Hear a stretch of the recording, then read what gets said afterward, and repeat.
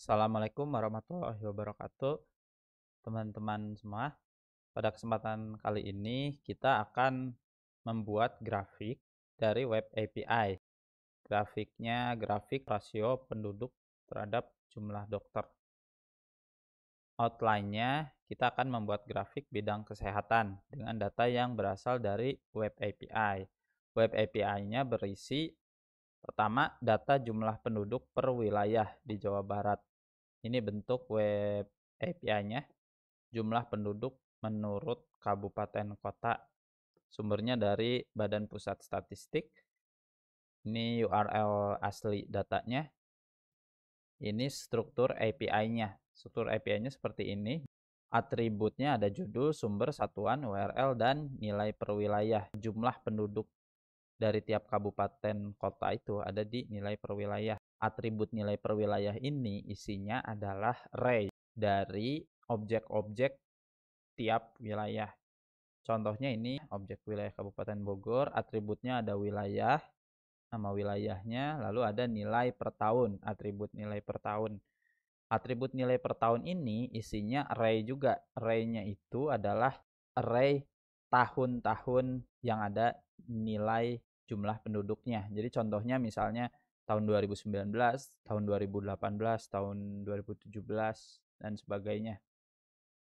Tiap objek yang ada di array nilai per tahun ini, dia punya dua atribut, yaitu tahun dan nilai.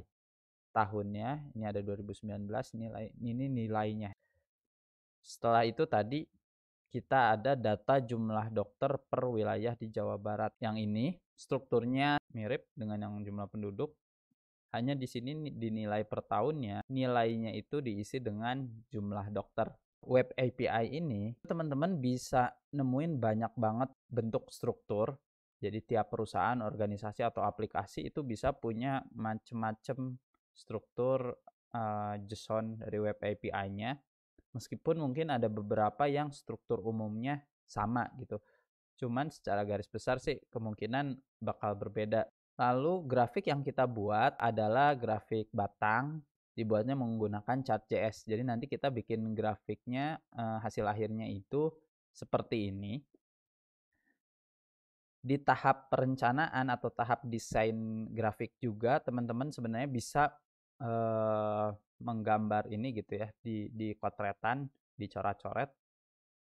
Jadi ketika kita pertama kali mau membuat dashboard atau chart, itu kita tentukan dulu yang paling pas untuk menyajikan data ini. Itu pertama, datanya, data apa yang ditampilkan, kontennya. Yang pertama ada kontennya, yang kedua bentuk visualisasinya seperti apa. Di sini grafik batang diambil agar memudahkan kita melihat jumlah dari tiap kabupaten kota. Dan untuk tiap kabupaten kota itu grafik batangnya ada dua nilai, satu jumlah penduduk, satu rasio penduduk per satu dokter. Nah, masing-masing ini yang jumlah penduduk itu skalanya ada di Sumbuye yang sebelah kiri, yang ini. Lalu yang warna merah, rasio penduduk per satu dokter. Rasio penduduk per satu dokter itu untuk setiap N jumlah penduduk ada satu dokter. Jadi di sini contohnya untuk 28.000 penduduk di Kota Bekasi itu ada satu dokter. Ini skalanya yang Sumbuye sebelah kanan. Lalu di sini juga ada garis. Garisnya itu rasio ideal penduduk menurut BPJS dan WHO. Seperti ini. Jadi grafik yang akan kita buat seperti ini. Sumber datanya seperti ini dari web API. Rasio penduduk per dokter dihitung dari jumlah penduduk dan jumlah dokter. Karena di API-nya kita sebenarnya tidak punya rasio. Di API ini kita hanya ada jumlah penduduknya dan jumlah dokter.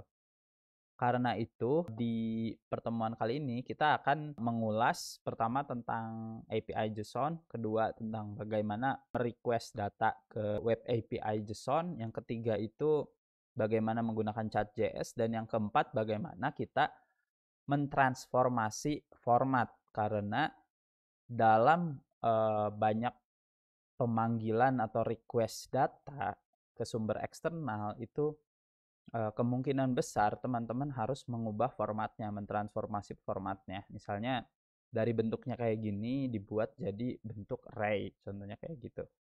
Oke, sekarang kita langsung masuk ke coding. Kita mulai dari bikin file HTML, filenya bebas teman-teman, namanya apa. Kita bikin struktur dasar HTML-nya. Di sini saya pakai Visual Studio Code. Untuk melihat tampilannya, saya menggunakan plugin Live Server. Jadi tinggal diklik di sini, nanti muncul previewnya di port yang dipilih. Kita tulis judulnya membuat grafik menggunakan chart.js dari web API. Langkah pertama yang harus kita lakukan adalah meload script chart.js-nya. Kalau teman-teman mau load langsung, jadi tidak di-save secara offline, itu teman-teman bisa ambil dari CDN.js.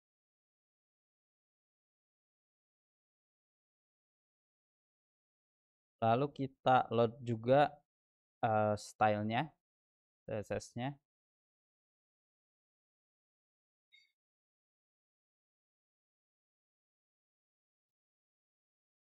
Oke, setelah itu kita mulai untuk coding HTML dan JavaScript-nya. Pertama-tama kita bikin tag script. Di sini kita akan menulis kode JavaScript-nya di sini. Untuk membuat chart-nya, chart.js ini butuh elemen canvas, elemen HTML canvas. Canvas seperti ini. Ini adalah elemen HTML canvas.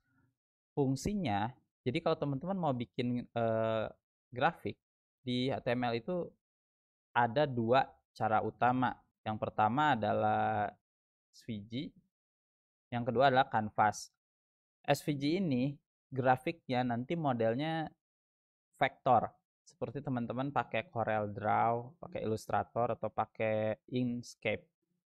Kalau canvas ini modelnya raster atau menggambar per titik pixel.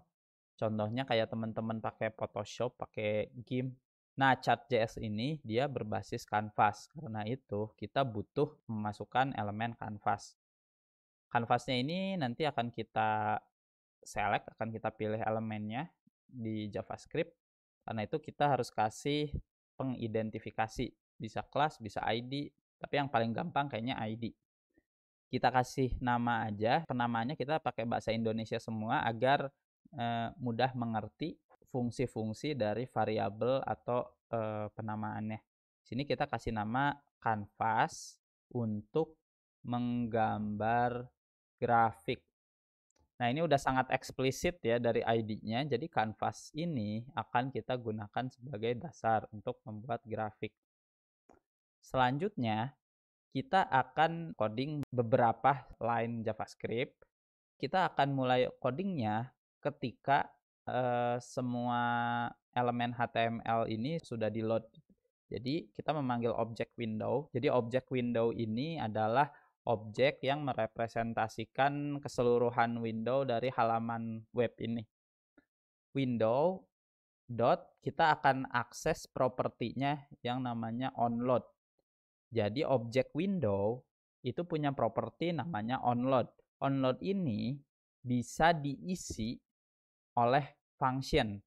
Function ini akan dipanggil ketika semua elemen HTML ini sudah load. Jadi kita tulis window titik onload, objeknya window, titik artinya kita mau mengakses sesuatu dari window. Onload ini adalah properti dari window. Kita kasih nilai dari properti ini dengan function. Kita menulis semua script di dalam function ini.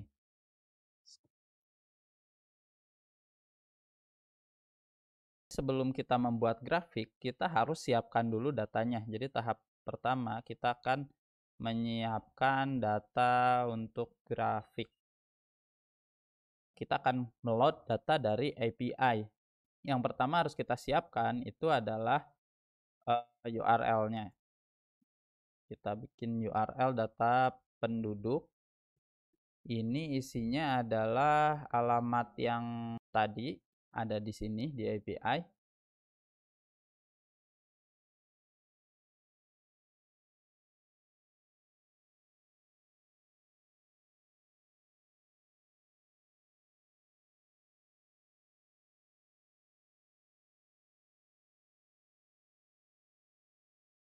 Selanjutnya kita siapkan variabel untuk mewadahi data penduduk dan data dokter. Kalau kita membuat variabel seperti ini tanpa memasukkan nilai, isi dari variabel ini adalah undefined. Jadi kalau kita print variabel ini, isinya adalah undefined karena belum didefinisikan isinya ini apakah null, apakah angka, apakah huruf, apakah objek lainnya. Di sini kita hanya mendeklarasikan dulu ada data penduduk dan ada data dokter. Selanjutnya, satu objek yang bisa teman-teman panggil di web browser yang fungsi utamanya adalah untuk merequest data ke server. XML HTTP request. Kelas XML HTTP request ini dia punya tanggung jawab untuk mengurus permintaan-permintaan data ke sumber di luar halaman ini.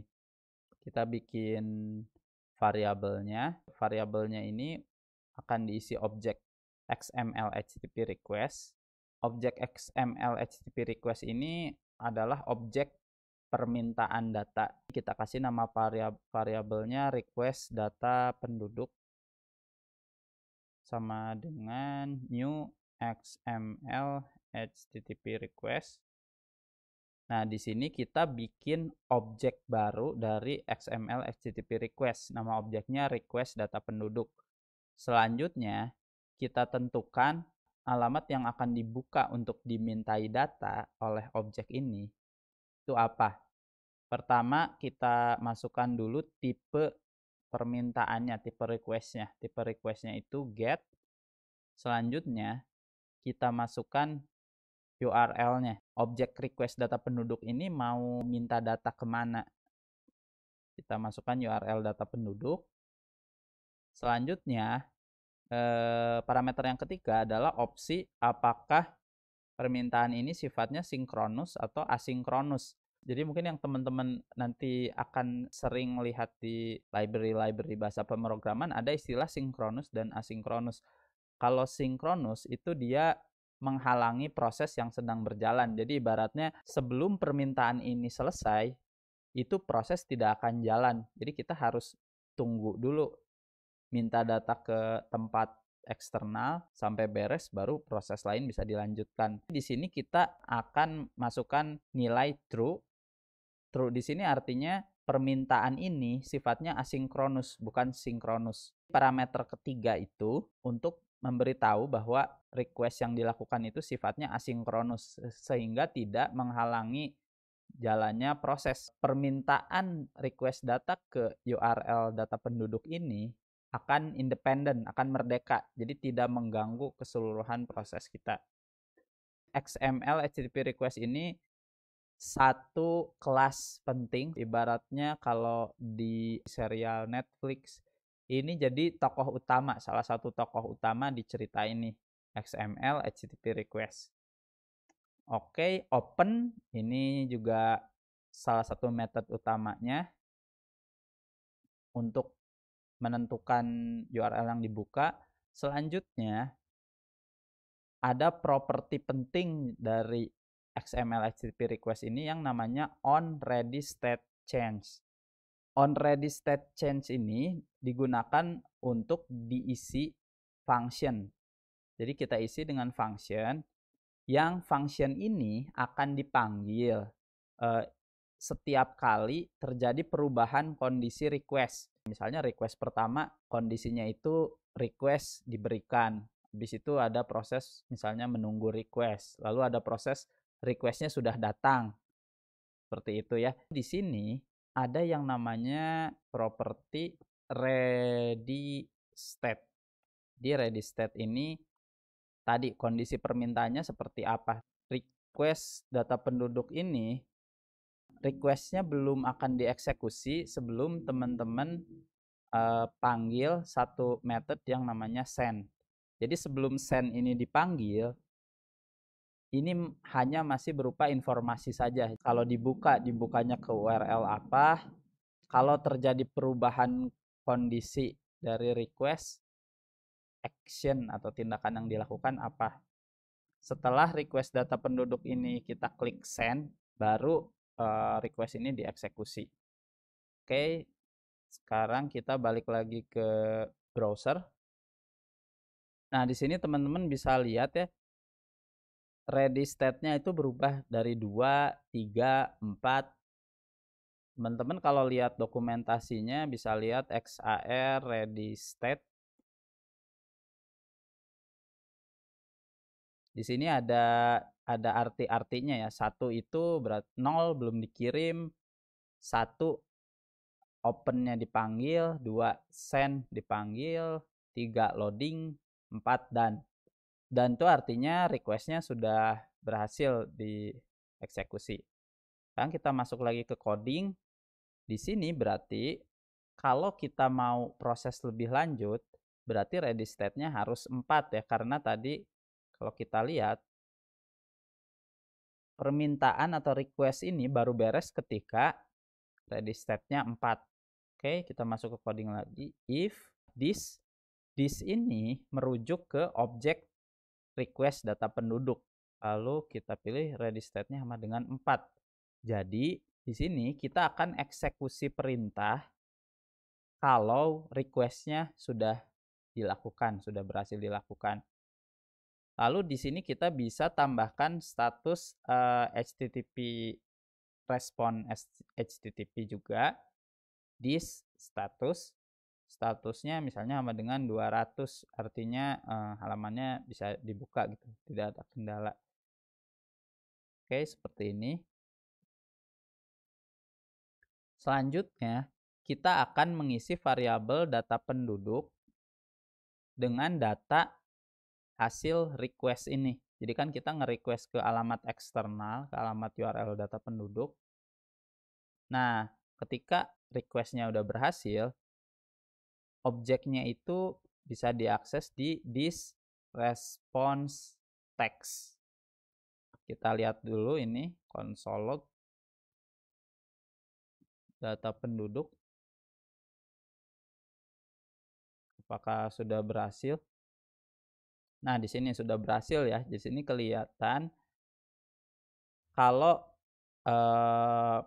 request itu sudah dipanggil dan sudah menghasilkan respon, itu responnya itu berupa teks JSON. Agar bisa dibaca melalui JavaScript sebagai objek, maka teks ini harus ditransformasi dulu menjadi objek JavaScript. Cara mentransformasi dari teks JSON menjadi objek JavaScript, kita akan menggunakan satu objek yang namanya JSON, dan dia punya metode utama yang namanya parse untuk mentransformasi JSON yang formatnya teks menjadi objek JSON. Seperti ini ya. Jadi ada objek JSON, metodenya parse. Isi parameternya adalah JSON yang formatnya teks. Dengan JSON parse ini, yang tadi formatnya teks itu akan dirubah jadi format objek. Kita lihat lagi di browser. Nah, bentuknya jadi seperti ini ya. Ini sekarang bentuknya udah jadi objek. Selanjutnya, karena permintaan ini sifatnya asinkronus, artinya kalau kita melakukan 2 permintaan, satu request ke URL data penduduk, satu lagi request URL data dokter. Karena asinkronus, kita nggak bisa memastikan yang bakal duluan nyampe responnya itu data penduduk duluan atau yang data dokter duluan. Karena itu, kita akan bikin kondisi di sini if data dokter tidak sama dengan undefined. Artinya kalau data dokternya udah ada, kita akan panggil function untuk membuat grafik dari data tersebut. Kita tulis dulu aja nama functionnya buat grafik. Nanti kita bikin kemudian. Parameter pertamanya data penduduk. Parameter keduanya data dokter. Selanjutnya kita copy ini request data penduduk. Selanjutnya request data dokter.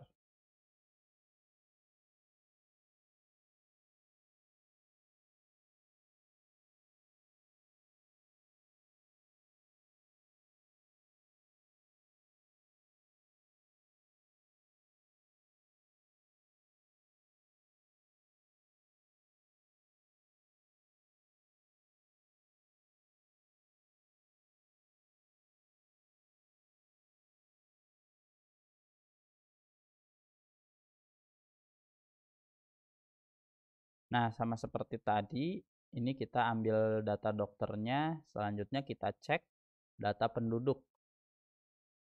Kondisinya kalau data penduduk sudah dapat respon duluan.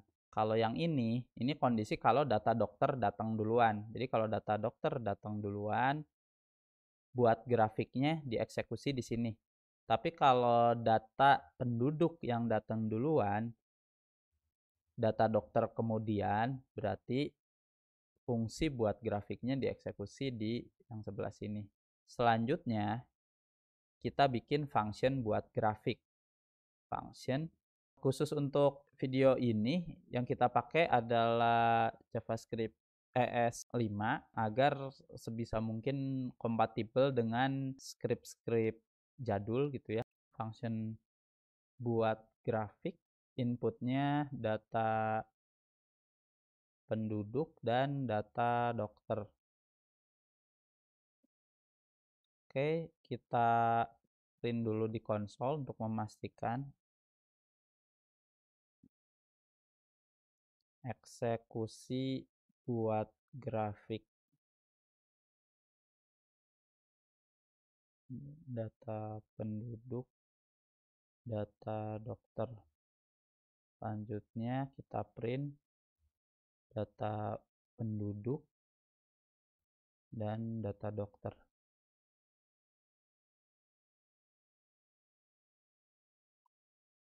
Jadi ini ya sudah terlihat bahwa function ya buat grafik ini sudah berhasil dieksekusi dan objek yang jadi inputnya data penduduk dan data dokter itu sudah masuk juga di sini. Kita jadikan komen aja dulu.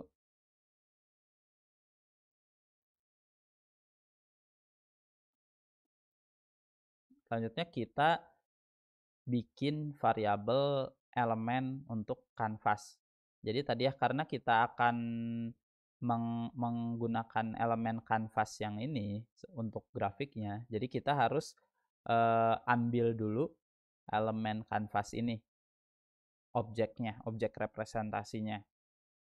Untuk itu kita bikin variabel elemen kanvas sama dengan dokumen get element by ID. Jadi kalau teman-teman mau ambil representasi objek dari elemen HTML itu pakai get element by ID. Kalau mau mengambilnya berdasarkan ID-nya. Ini ID-nya kan kanvas untuk menggambar grafik. Berarti sini kita pakai kanvas untuk menggambar grafik seperti ini. Selanjutnya kita ambil objek yang ada di dalam elemen kanvas ini. Jadi untuk elemen kanvas, objek dari elemen kanvas ini dia punya properti yang namanya konteks. Properti konteks ini fungsinya untuk menggambar. Jadi si objek untuk menggambar di elemen kanvas itu bisa diakses di properti konteks dari elemen kanvas. Kita sebut variabelnya penggambar kanvas agar eksplisit ya. Jadi variabel penggambar kanvas ini akan diisi oleh objek konteks.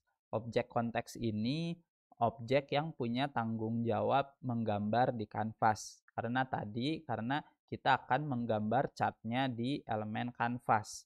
Dan objek penggambar kanvas ini akan dibutuhkan oleh chart.js. Di sini kita panggil elemen kanvas tadi, terus kita ambil konteksnya. Cara ngambil properti konteksnya itu pakai method getContext. Konteks yang diambil adalah konteks 2 dimensi, untuk menggambar 2 dimensi.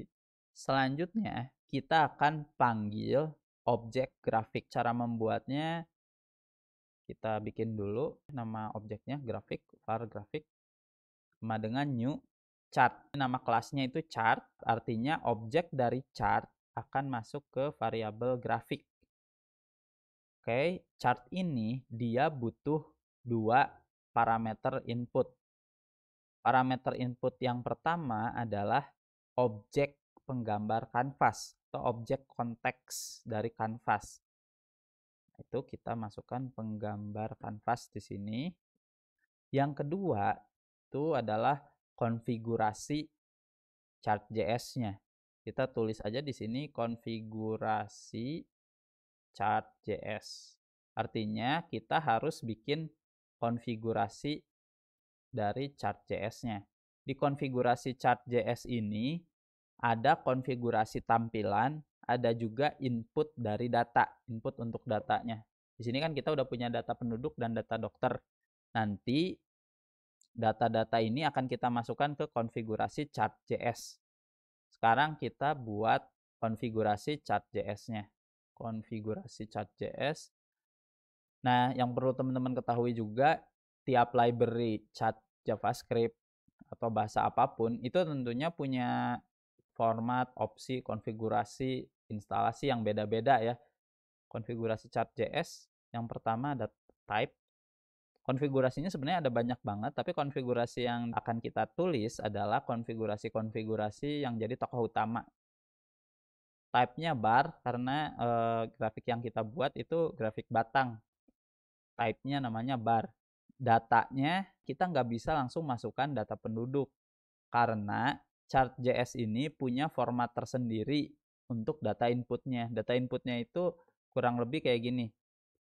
Dia label, misalnya labelnya misalnya ini bulan, misalnya Januari, Februari, Maret, misalnya seperti ini. Selanjutnya nilai datanya. Nilai datanya misalnya Januari isinya 300, Maret 400, Februari 400, Maret 250. Nah, bentuk input datanya harus seperti ini. Sedangkan data yang kita punya itu kalau kita lihat strukturnya itu tidak seperti itu. Kayak gini ya strukturnya. Artinya kita harus membuat satu transformasi dari bentuk seperti ini menjadi bentuk yang disyaratkan oleh chart.js. Karena itu di sini kita tulis aja dulu nama variabelnya data untuk grafik. Kita bikin aja dulu di sini var data untuk grafik. Nah, seperti ini saja dulu. Data untuk grafik. Selanjutnya ada options. Option ini konfigurasi dari si grafiknya. Responsive true. Lalu title, ini judulnya. Display-nya true, artinya title-nya ditampilkan. Teksnya judul grafiknya kita jadikan variabel aja, judul grafik, agar gampang kalau mau dirubah-rubah. Var judul grafik, teman-teman bisa rubah judul grafiknya di sini. Selanjutnya kita ngurusin soal scales-nya atau ukurannya. Jadi kalau grafik itu kan biasanya ada sumbunya, sumbu X, sumbu Y, dan di sumbu X dan Y ini ada ukurannya. Misalnya kalau kilogram berarti ada 0, 10, 20, dan sebagainya. Kita akan konfigurasi sumbu Y. Kita akan bikin sumbu Y-nya punya 2 ukuran. Sumbu Y sebelah kiri itu untuk ukuran penduduk, sumbu Y sebelah kanan itu untuk ukuran dokter. Jadi Y-akses ini kita isi dengan array. Karena tadi ada dua, sumbu kiri dan sumbu kanan. Array ini isinya objek. Objeknya punya atribut type lagi. Jenis skalanya apa? Kalau linear, berarti skalanya linear. Display true ditampilkan, lalu position left, posisinya ada di sebelah kiri. Ticks, jarak tiap titik angkanya, titik angka yang diperlihatkan di grafik itu minimalnya 0. Jadi angka yang ditampilkan itu mulai dari 0. ID-nya kita beri nama sumbu Y kiri. ID ini nanti akan digunakan oleh si datanya ketika datanya dimasukkan. Objek kedua itu adalah objek konfigurasi untuk sumbu Y yang ada di sebelah kanan. Display true, positionnya diganti jadi right untuk di sebelah kanan, ID-nya sumbu Y kanan. Kita udah bikin variabel konfigurasi chart.js. Kalau teman-teman mau cek dulu ke browser, bisa untuk memastikan ini tidak ada error. Ini kita udah punya dua sumbu Y untuk ukurannya. Karena kita belum masukkan data, ini masih isinya 0 sampai 1. Judulnya udah masuk, grafik rasio jumlah penduduk per 1 dokter. Selanjutnya kita bikin data untuk grafik. Nah, seperti ini ya. Jadi data untuk grafiknya kita ambil dari function buat data untuk grafik. Kenapa dibikin function tersendiri? Agar tidak kebanyakan di sini. Karena ini tanggung jawab tersendiri bikin data untuk grafik itu. Inputnya nanti data penduduk dan data dokter. Jadi nanti kita transformasi dari yang bentuknya di web API jadi bentuk seperti ini. Oke, selanjutnya kita bikin function buat data untuk grafik. Inputnya data penduduk dan data dokter. Function buat data untuk grafik ini harus mengembalikan nilai. Karena akan digunakan di sini, akan dipakai di variabel data untuk grafik, maka function buat data untuk grafik harus mengembalikan nilai. Nilainya adalah tadi ya, konfigurasi data isiannya. Formatnya seperti apa? Formatnya seperti kita jadikan dulu variabel. Nama variabelnya var data untuk grafik. Jadi nanti yang kita kembalikan itu variabel data untuk grafik.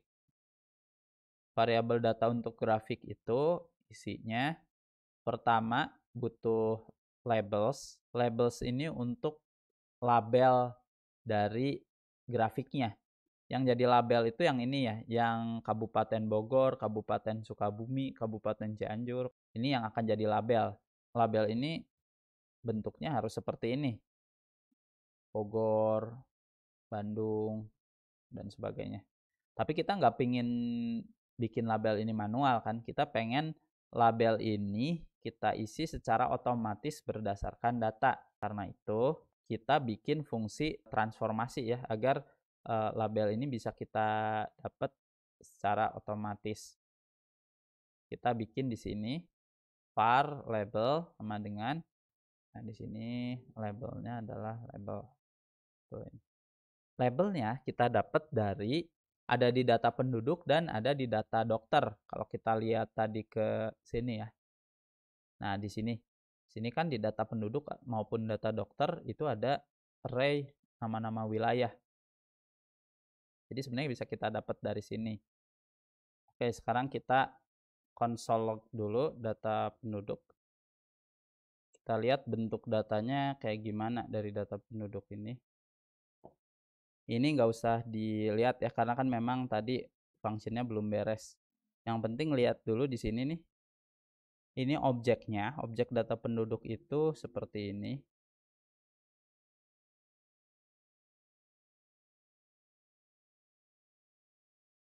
Nah, dari sini lihat wilayah itu adanya di atribut nilai per wilayah.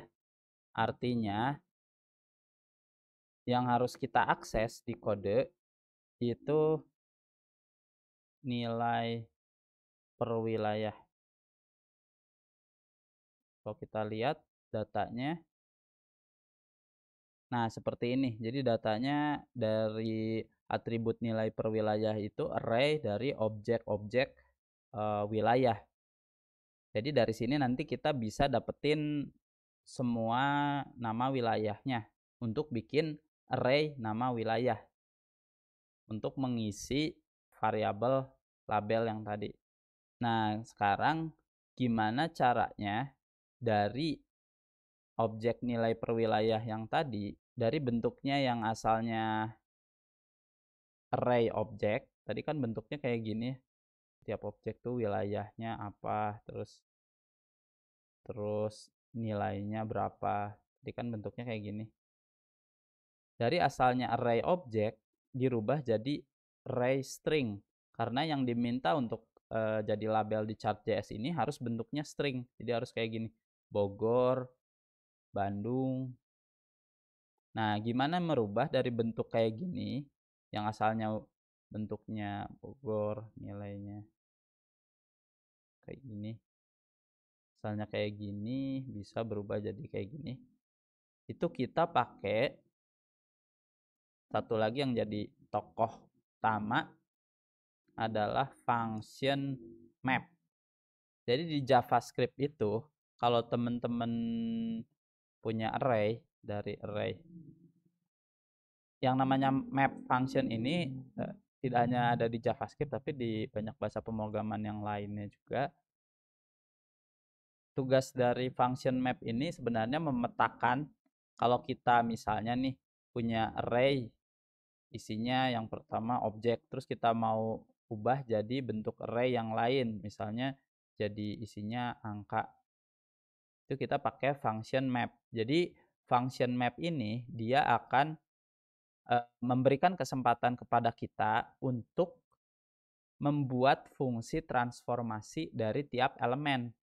Jadi dia akan memberikan kesempatan ke kita, objek ini mau dikayak gimanain biar berubah jadi angka doang.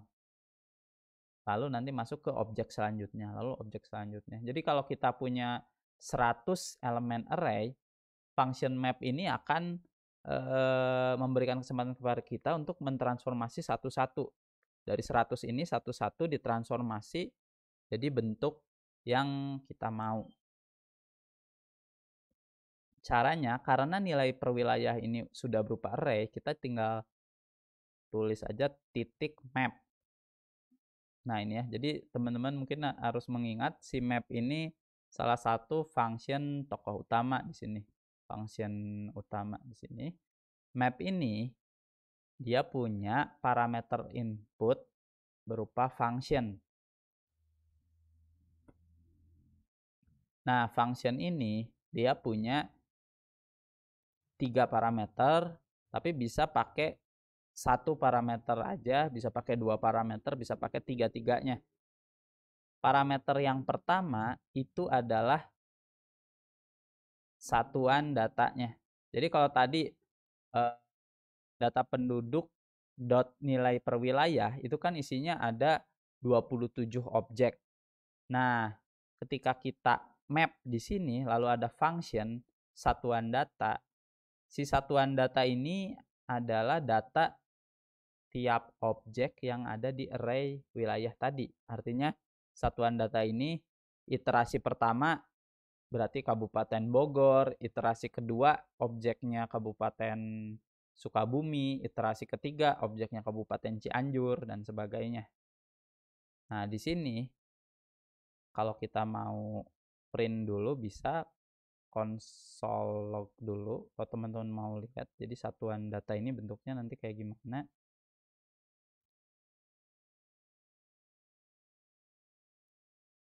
Nah, seperti ini ya. Jadi dia data objek tiap wilayah tadi. Nah, dari tiap wilayah ini, dari objek per wilayah ini, yang mau kita ambil itu kan sebenarnya atribut wilayah ya. Atribut wilayahnya aja. Nilai per tahunnya belum kita butuhkan di sini. Jadi untuk bikin label itu, kita bikin satuan data titik wilayah. Karena kita cuman mau mengakses atribut wilayahnya aja yang berupa string seperti ini ya. Jadi satuan data dot wilayah, artinya atribut wilayah dari objek satuan data. Oke, kita lihat lagi di browser. Nah, jadi seperti ini ya console log-nya. Jadi ada Kabupaten Bogor, Kabupaten Sukabumi, Kabupaten Cianjur, Kabupaten Bandung, dan sebagainya. Oke, ini udah sesuai dengan yang kita butuhkan untuk jadi label. Jadi yang kita kembalikan, yang kita return adalah atribut wilayah dari objek satuan datanya. Dari objek dari tiap objek yang ada di nilai per wilayah. Seperti ini.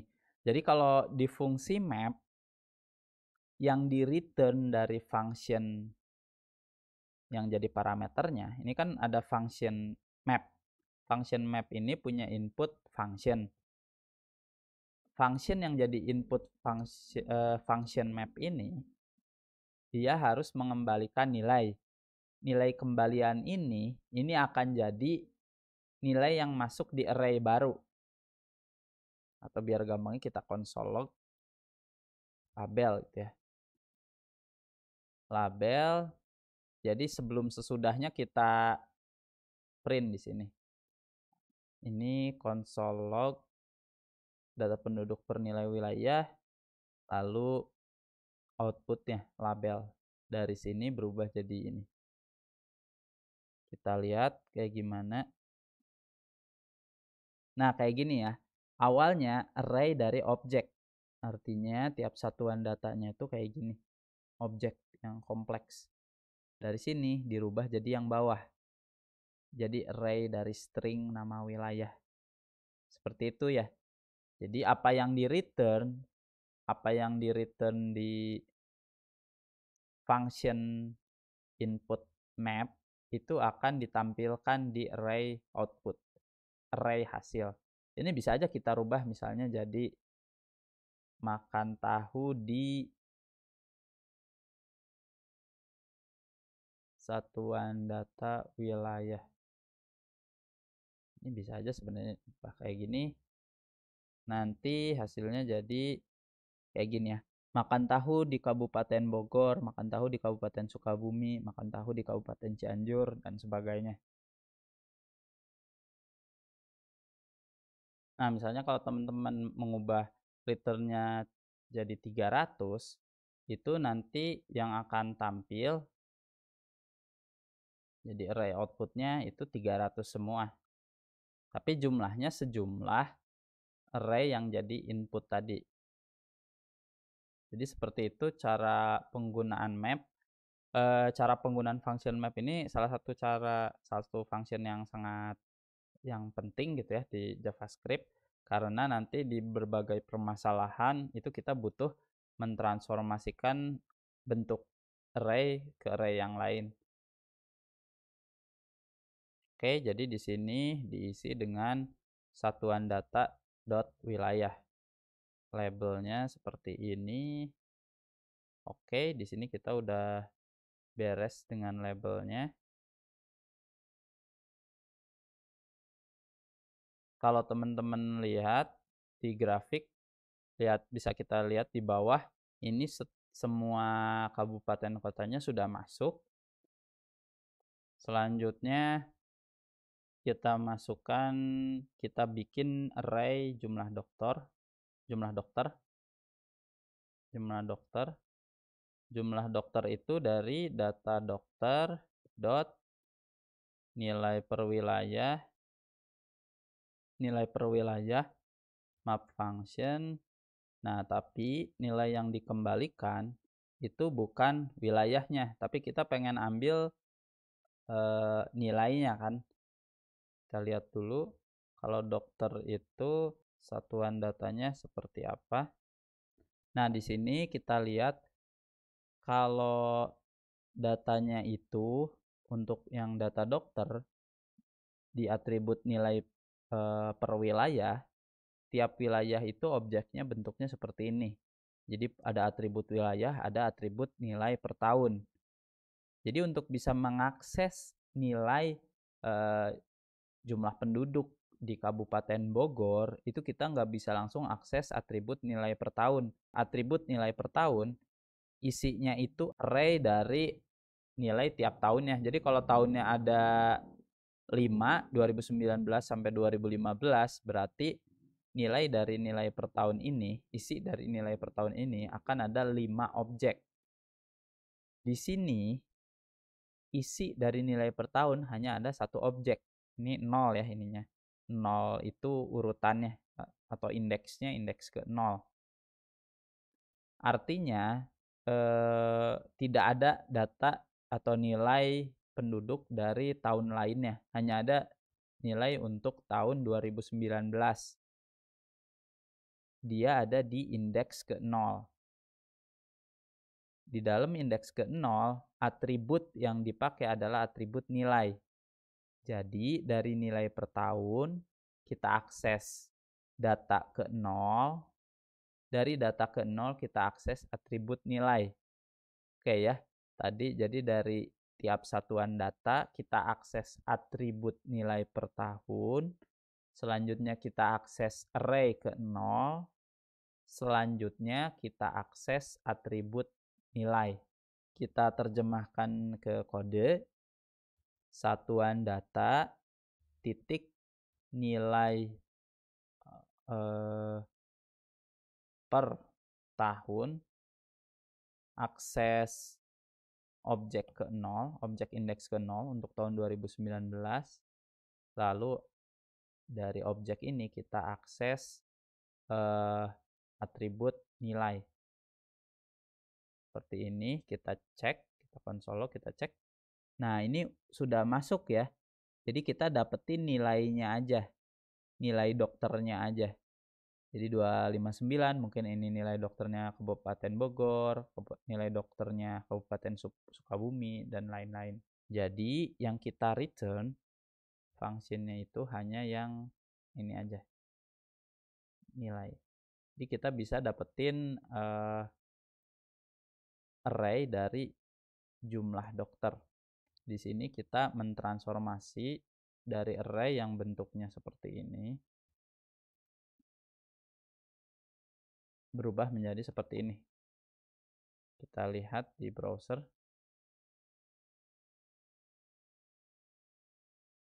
Ini ya, jadi asalnya bentuknya seperti ini atau seperti ini nih. Ini yang dokter. Informasi jumlah dokternya itu ada di dalam nilai per tahun. Ini ada di sini jumlah dokternya. Dirubah jadi seperti ini, jadi lebih simpel untuk input chart.js. Oke, kayak gitu ya. Pakai function map. Oke, jumlah dokter udah dapet, udah ditransformasi. Sekarang kita cari jumlah penduduk dari data penduduk.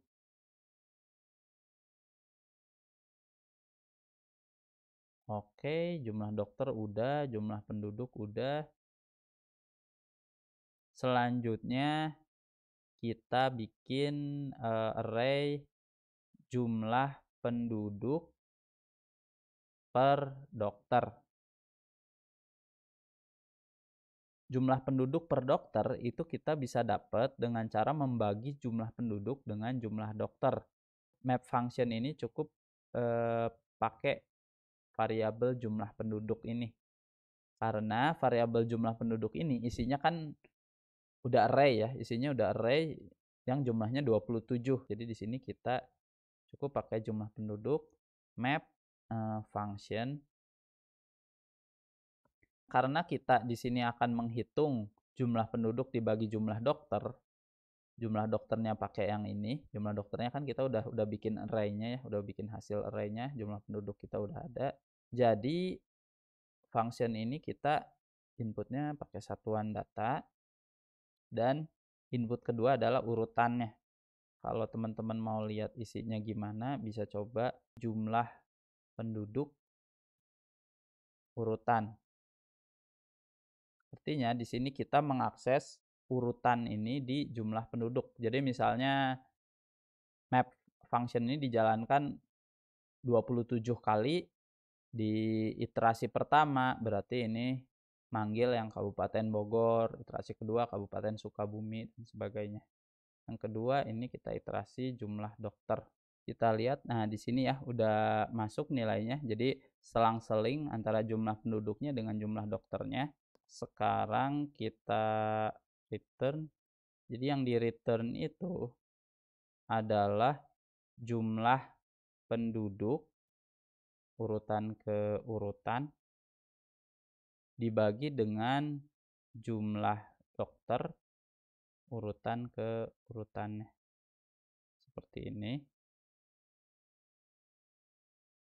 Lalu jumlahnya, karena jumlahnya akan berupa angka koma gitu ya, jadi kita bulatkan menggunakan math round.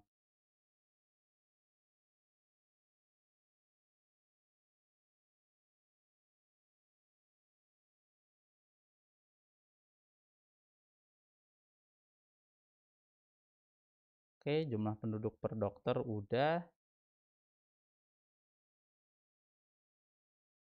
Selanjutnya kita masukkan dulu ke data untuk grafik.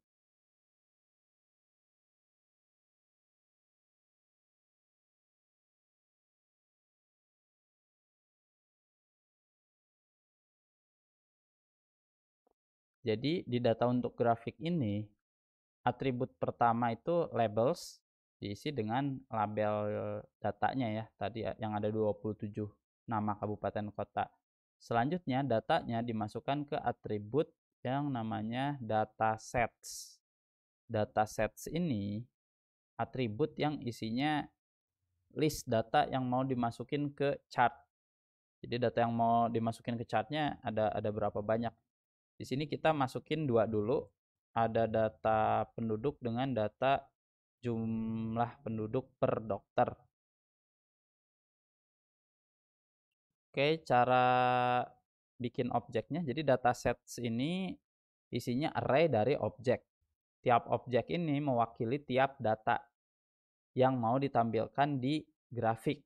Jadi kalau kita punya dua data, misalnya kita mau menampilkan grafik batangnya ada dua data, jumlah penduduk dengan jumlah penduduk per dokter, berarti atribut dataset ini akan punya dua objek, akan punya array yang isinya dua objek. Tiap objeknya itu harus punya atribut label. Label ini nanti akan digunakan sebagai judulnya ya, judul datanya, jumlah penduduk. Lalu karena ini diagram batangnya kan pakai pasti butuh warna gitu ya. Dipakai background color, nama atributnya background color. Isinya ini format RGB, red, green, blue. Format yang umum dipakai di digital gitu ya, di grafik atau di gambar digital. Warnanya bebas, tapi untuk jumlah penduduk saya pilih warna ungu. Ini kisaran warna ungu agar terlihat agak netral, bukan jadi jagoan utamanya. Warnanya ungu aja. Lalu ada atribut y-axis ID. Jadi si data ini mau dikasih sumbu y yang mana? Di sini kan tadi kita udah bikin sumbu y kiri dan sumbu y kanan.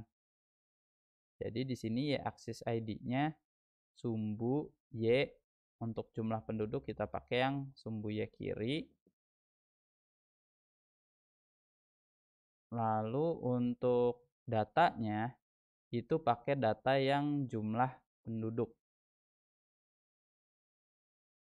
Oke, kita udah punya satu dataset. Kita lihat dulu ke browser ya. Udah masuk ya datanya. Jadi untuk data yang jumlah penduduk udah masuk. Sekarang kita masukkan yang jumlah penduduk per dokter, per satu dokter. Balik lagi ke editor, copy paste aja.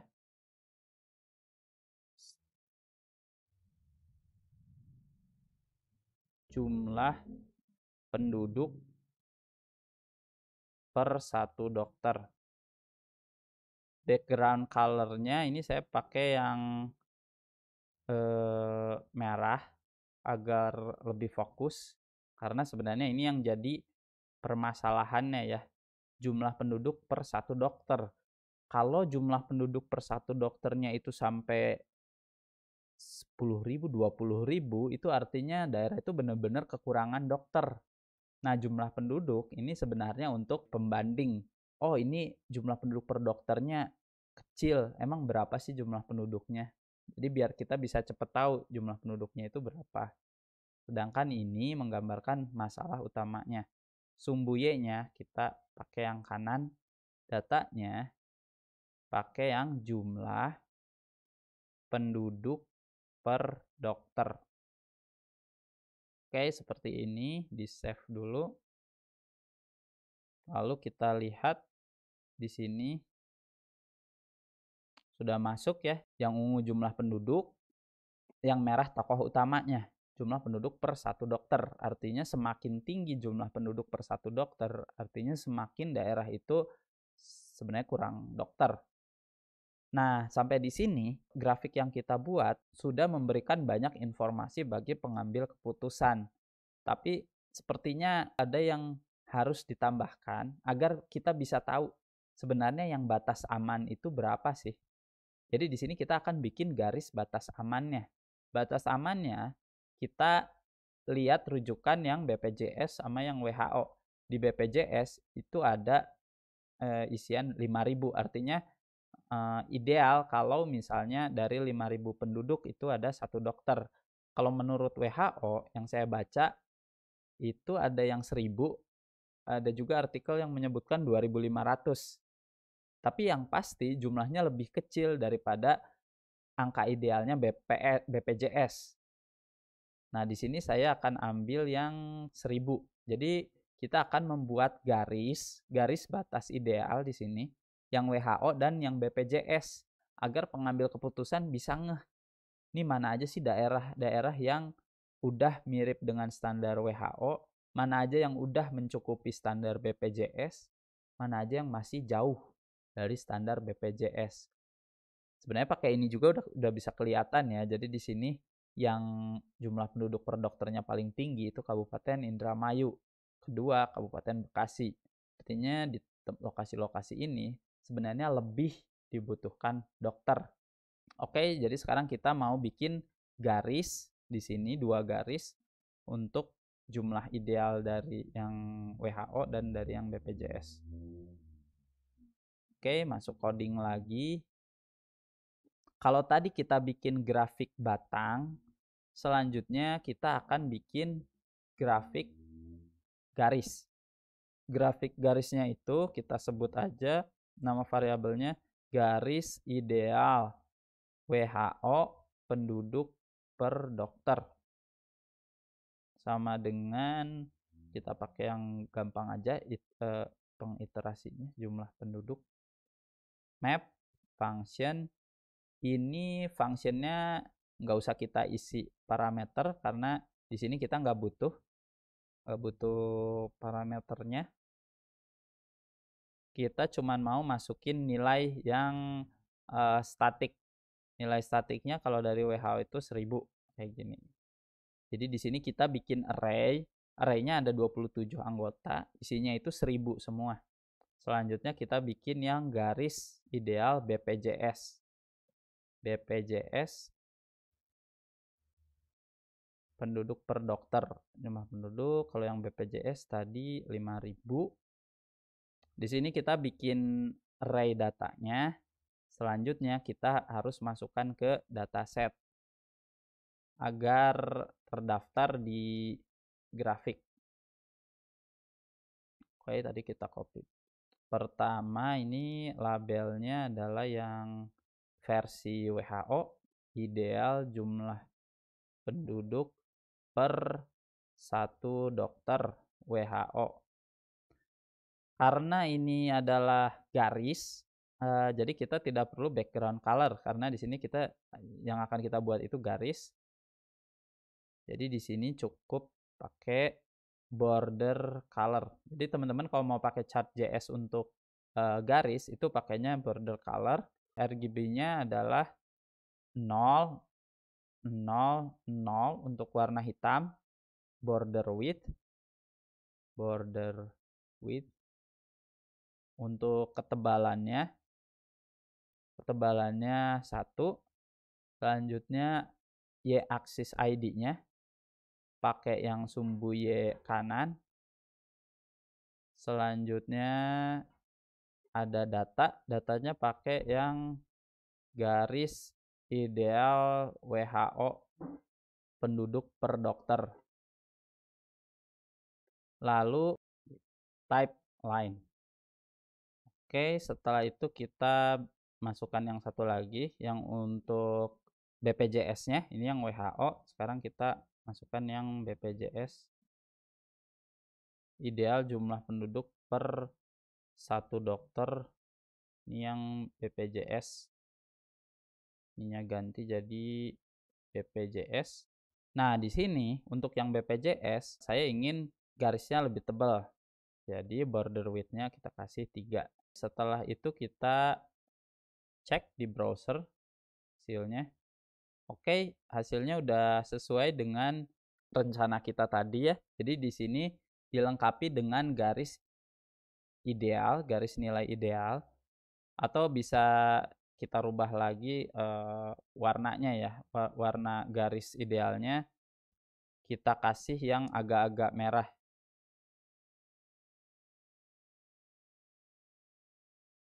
Seperti ini ya, angka pertama RGB-nya dibuat lebih tinggi dan angka kedua ketiganya dibuat lebih rendah. Itu warnanya nanti mengarah ke merah. Oke, kita lihat grafiknya. Nah, ini udah jadi ya. Karena grafik tentang jumlah penduduk per 1 dokter ini kan diwakili dengan elemennya batang warna merah. Jadi yang garisnya juga kita warnai agak-agak merah. Nah, dengan adanya garis ini, kita sekarang bisa dengan mudah tahu mana-mana aja daerah yang sudah masuk standar BPJS, mana yang belum masuk standar BPJS tapi hampir. Contohnya Kabupaten Bandung, Kabupaten Cianjur, itu ya sebenarnya belum terlalu jauh dari standar BPJS. Lalu kalau kita lihat, ternyata ada kabupaten kota yang sudah hampir masuk standar WHO, yaitu yang paling hampir itu Purwakarta. Jadi di Purwakarta jumlah penduduk per 1 dokternya 1086. Artinya untuk setiap 1000 penduduk, 1086 penduduk ada 1 dokter. Lalu kota Sukabumi dan sebagainya. Jadi dari sini pengambil keputusan bisa tahu bahwa di Purwakarta jumlah penduduknya lumayan banyak, 900.000, tapi dia bisa meraih rasio ideal jumlah penduduk per 1 dokternya 1086. Sementara itu di Indramayu jumlah penduduknya sebenarnya bukan jumlah penduduk terbanyak di Jawa Barat, karena kalau lihat di sini Indramayu itu di atas 10. Artinya jumlah penduduknya tidak sebanyak kabupaten-kabupaten yang lain seperti Kabupaten Bogor, tapi rasio penduduk per 1 dokternya itu sangat tinggi. Ini artinya kan fenomena. Di sini kita bisa membaca fenomena ya. Ini tinggi sendiri, ini berarti bisa 2 hal. Bisa datanya mungkin kurang update yang masuk ke BPS, atau bisa jadi memang kekurangan dokter. Dan ini juga kita bisa lihat juga ya, yang tinggi-tinggi warna merahnya itu ada Kota Bekasi. Jumlah penduduk per 1 dokternya 28.000. Sekali lagi ini sebenarnya kita tidak bisa menjudge langsung bahwa Kota Bekasi itu kekurangan dokter, tapi dari sini bisa memberikan indikasi bagi pembuat keputusan bahwa coba dilihat lagi di Kota Bekasi apa benar kekurangan dokter, apa benar jumlah dokternya hanya sekian, atau mungkin itu data belum update. Kalau ternyata memang jumlah dokternya hanya sekian, ya berarti daerah tersebut perlu kita upayakan pengadaan dokter atau strategi lain untuk mendekatkan pelayanan ke masyarakat ke dokternya. Nah, itu kurang lebih bagaimana kita tadi membuat grafik dari data yang ada di web API, dari dua web API, gimana kita menggabungkan dua data ini menghasilkan satu grafik untuk analisis pembuat keputusan dengan JavaScript. Mungkin segitu dulu untuk video kali ini. Mohon maaf apabila ada kekurangan. Semoga jadi manfaat dan kebaikan untuk kita semua. Source code dan API-nya itu linknya saya cantumkan di bawah video ini. Assalamualaikum warahmatullahi wabarakatuh.